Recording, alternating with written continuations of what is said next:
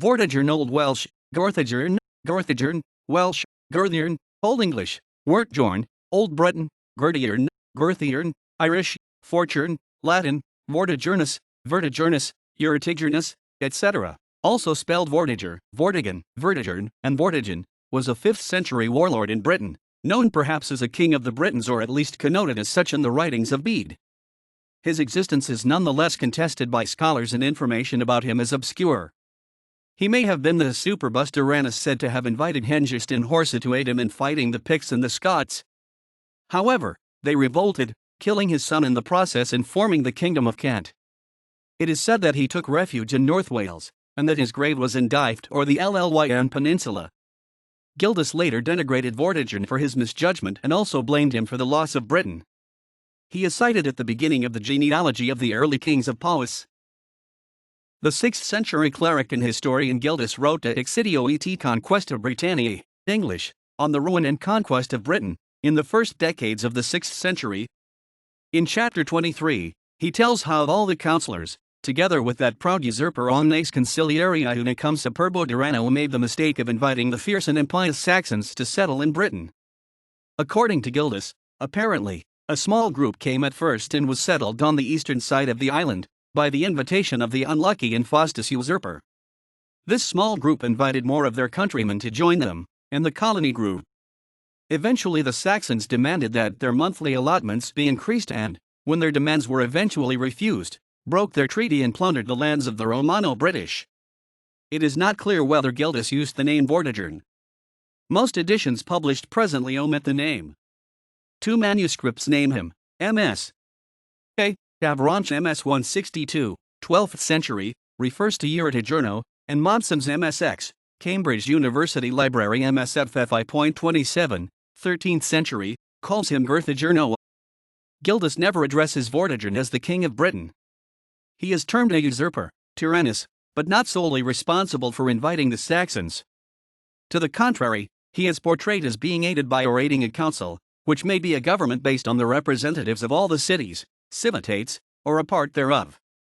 Gildas also does not consider Vortigern as bad, he simply qualifies him as unlucky, infaustus, and lacking judgment, which is understandable, as these mercenaries proved to be faithless. Gildas adds several small details that suggest either he or his source received at least part of the story from the Anglo-Saxons. The first is when he describes the size of the initial party of Saxons, stating that they came in 3 sciolus, or keels, as they call ships of war. This may be the earliest recovered word of English.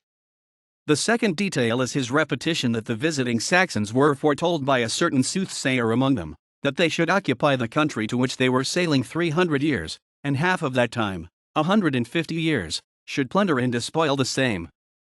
Both of these details are unlikely to have been invented by a Roman or Brittonic source. Modern scholars have debated the various details of Gildas' story. One topic of discussion has been about the words Gildas uses to describe the Saxon subsidies, known as epimenia, and whether they are legal terms used in a treaty of foederati, a late Roman political practice of settling allied barbarian peoples within the boundaries of the empire to furnish troops to aid the defense of the empire. It is not known whether private individuals imitated this practice. It is also not known whether Gildas' reference to the eastern side of the island refers to Kent, East Anglia, the Kingdom of Northumbria, or the entire east coast of Britain. Gildas describes how their raids took them sea to sea, heaped up by the eastern band of impious men, and as it devastated all the neighboring cities and lands, did not cease after it had been kindled, until it burned nearly the whole surface of the island, and licked the western ocean with its red and savage tongue. Chapter 24. The first extant text considering Gildas' account is Bede, writing in the early to mid-8th century. He mostly paraphrases Gildas in his ecclesiastical history of the English people in the reckoning of time, adding several details, perhaps most importantly the name of this proud tyrant, whom he first calls Vortigernus, in his Chronica Maiora, and later Vortigernus, in his Historia Ecclesiastica Gentis Anglorum. The Vortigernus form may reflect an earlier Celtic source or a lost version of Gildas. Bede also gives names in the Historia to the leaders of the Saxons, Hengist and Horsa, specifically identifying their tribes as the Saxons, Angles, and Jutes, HE 1.14,15. Another significant detail that Bede adds to Gildas' account is calling Vortigern the king of the British people. Bede also supplies the date, 449, which was traditionally accepted but has been considered suspect since the late 20th century, Marcian being made emperor with Valentinian, and the 46th from Augustus, ruled the empire 7 years. Michael Jones notes that there are several Adventist dates in Bede. In HE 1.15 the Adventus occurs within the period 449 to 455, in 1.23 and 5.23 another date, c. 446, is given. In 2.14 the same event is dated 446 or 447. These dates are apparently calculated approximations. The Historia Brittonum, History of the Britons, was attributed until recently to Nennius, a monk from Bangor, Gwynedd, and was probably compiled during the early 9th century. The writer mentions a great number of sources. Nennius wrote more negatively of Vortigern, accusing him of incest, perhaps intentionally mistaking Vortigern for Vortigernus, accused by Gildas of the same crime, oath-breaking, treason, love for a pagan woman, and lesser vices such as pride. The Historia Brittonum recounts many details about Vortigern and his sons. Chapters 31 to 49 tell how Vortigern, Guorthigirn, deals with the Saxons and Saint Germanus of Auxerre. Chapters 50 to 55 deal with Saint Patrick. Chapter 56 tells about King Arthur and his battles. Chapters 57 to 65 mention English genealogies, mingled with English and Welsh history. Chapter 66 gives important chronological calculations, mostly on Vortigern and the Anglo-Saxon settlement of Britain. Excluding what is taken from Gildas, there are 6 groupings of traditions.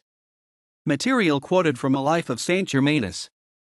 These excerpts describe Germanus of Auxerre's incident with one Bentley, an inhospitable host seemingly unrelated to Vortigern who comes to an untimely end, but his servant provides hospitality and is made the progenitor of the Kings of Powys. They also describe Vortigern's son by his own daughter, whom Germanus raises, and Vortigern's own end caused by fire from heaven brought about by Germanus' prayers. Comparing this material with Constantius of Laon's life of Saint Germanus of Auxerre suggests that the two are not the same person. It has been suggested that the saint mentioned here may be no more than a local saint or a tale that had to explain all the holy places dedicated to a Saint Germanus or a Garman, who may have been a Powys saint or even a bishop from the Isle of Man about the time of writing the Historia Brittonum. The story seems only to be explained as a slur against the rival dynasty of Powys, suggesting that they did not descend from Vortigern but from a mere slave. Stories that explain why Vortigern granted land in Britain to the Saxons, first to Thanet in exchange for service as federati troops, then to the rest of Kent in exchange for marriage to Hengist's daughter, then to Essex and Sussex after a banquet where the Saxons treacherously slew all of the leaders of the British but saved Vortigern to extract this ransom. This is probably no more than an explanatory legend. The magical tale of Ambrosius Aurelianus and the 2 dragons found beneath Dinas Emrys. This origin of the later legend of Moorland is clearly a local tale that had attracted the names of Vortigern and Ambrosius to usurp the roles of earlier characters. Neither of them has any association with that remote part of Wales, but the character Vortigern is best known to us because of this tale. A number of calculations attempting to fix the year when Vortigern invited the Saxons into Britain. These are made by the writer, naming interesting persons and calculating their dates, making several mistakes in the process.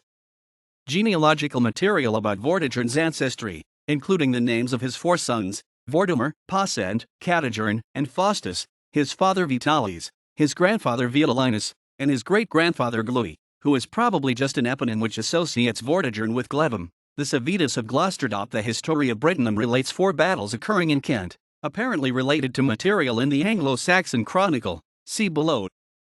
It claims that Vortigern's son Vortimer commanded the Britons against Hengist's Saxons. Moreover, it claims that the Saxons were driven out of Britain, only to return at Vortigern's invitation a few years later, after the death of Vortimer. The stories preserved in the Historia Brittonum reveal an attempt by one or more anonymous British scholars to provide more detail to this story, while struggling to accommodate the facts of the British tradition. This is important, as it indicates that near the time there were one or more Welsh kings who traced their genealogy back to Vortigern. The Anglo-Saxon Chronicle provides dates and locations of 4 battles which Hengist and his brother Horsa fought against the British in the county of Kent.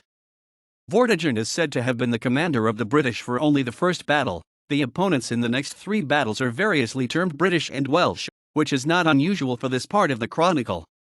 No Saxon defeat is acknowledged, but the geographical sequence of the battle suggests a Saxon retreat. The chronicle locates the Battle of Whippensfleet as the place where the Saxons first landed, dated 465 in Whippensfleet and thought to be Ebbsfleet near Ramsgate. The year 455 is the last date when Vortigern is mentioned. However, the chronicle is not a single document but the end result of combining several sources over a period of time. The annals for the 5th century in the chronicle were put into their current form during the 9th century, probably during the reign of Alfred the Great. The sources are obscure for the 5th century annals, however, an analysis of the text demonstrates some poetic conventions, so it is probable that they were derived from an oral tradition such as sagas in the form of epic poems. There is dispute as to when the material was written which comprises the Historia Brittonum, and it could be later than the chronicle. Some historians argue that the Historia Brittonum took its material from a source close to the chronicle. Writing soon before Geoffrey of Monmouth, William of Malmesbury added much to the unfavorable assessment of Vortigern. At this time Vortigern was king of Britain, a man calculated neither for the field nor the council, but wholly given up to the lusts of the flesh, the slave of every vice, a character of insatiable avarice, ungovernable pride, and polluted by his lusts. To complete the picture, he had defiled his own daughter, who was lured to the participation of such a crime by the hope of sharing his kingdom, and she had borne him a son. Regardless of his treasures at this dreadful juncture, and wasting the resources of the kingdom in riotous living, he was awake only to the blandishments of abandoned women. No other sources confirm this unflattering description, and it seems safe to assume that this is an exaggeration of accusations made by earlier writers. William does, however, add some detail, no doubt because of a good local knowledge, into Gestis Regum Anglorum Book I, Chapter 23. The story of Vortigern adopted its best-known form in Geoffrey's Historia Regum Britanniae. Geoffrey states that he was the successor of Constans II, the son of usurping Emperor Constantinus III. Further, Vortigern used Constans as a puppet monarch and ruled the nation through him until he finally managed to kill him through the use of insurgent Picts. Geoffrey mentions a similar tale just before that episode, however, which may be an unintentional duplication. Just after the Romans leave, the Archbishop of London is put forward by the representatives of Britain to organize the island's defenses. To do so, he arranges for continental soldiers to come to Britain. The name of the bishop is Gildas, a name similar to the Vitalinus mentioned in the ancestry of Vortigern and to the Vitalinus said to have fought with Ambrosius at the Battle of Guelph. This Githalin/Vitalinus disappears from the story as soon as Vortigern arrives. All these coincidences imply that Geoffrey duplicated the story of the invitation of the Saxons, and that the tale of Githalinus the archbishop might possibly give some insight into the background of Vortigern before his acquisition of power. Geoffrey is also the first to mention Hengist's daughter Rowena, who seduces Vortigern to marry her, after which his sons rebel. Geoffrey adds that Vortigern was succeeded briefly by his son Vortimer, as does the Historia Brittonum, only to assume the throne again when Vortimer is killed. While Vortigern is mentioned only rarely by the later stories of King Arthur, when he does he is usually the character described by either Geoffrey of Monmouth or Was. The inscription on the pillar of Eliseg, a mid-9th century stone cross in North Wales, gives the Old Welsh spelling of Vortigern, Guorthigirn. The inscription is now damaged and the final letters of the name are missing, believed to be the same person as Gildas's superbus tyrannus, Vortigern. The pillar also states that he was married to Sevira, the daughter of Magnus Maximus, and gave a line of descent leading to the royal family of Powys, who erected the cross. It is occasionally suggested by scholars that Vortigern could be a title rather than a personal name. The name in Brittonic literally means great king or overlord, composed of the elements *quor over dash, super and *tigurno king, lord, chief, ruler. Compare Old Breton Vortigern, Cornish Mightigern, a type of local ruler, literally pledged chief, in medieval Brittany and Cornwall.